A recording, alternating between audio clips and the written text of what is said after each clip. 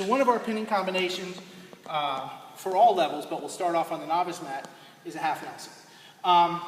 So anytime I break him flat, I'm going to want to look to go half. And frequently, especially with the young kids, what they're going to do is when I break them down, whether I just flatten them out, or I come in and grab a cross wrist.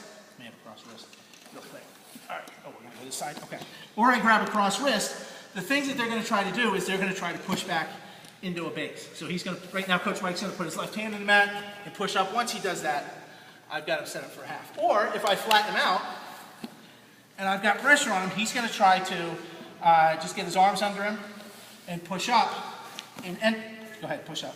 And anytime he does that, now I'm looking to come up and fire a half off. Okay? So a couple things with a half that we want to be able to do.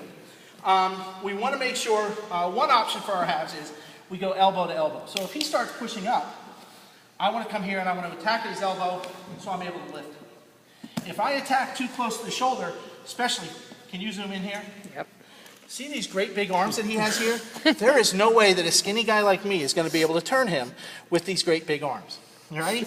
So I have to be smart. If I come up here, all he's going to do is wing down, okay, and now I've got my arm trapped and I don't really have much control over him at all.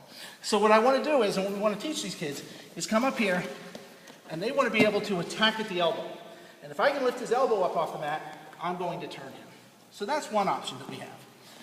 The other thing with that is, when I throw my half, I want to make sure that I'm coming up on top of his head so I can stuff his head under or punch the mat. Too many times I see kids coming up and they try to run a half here and they put it on the back of the guy's head. Well, once that happens, all he has to do is lift his head up, wing down, and I've lost my half.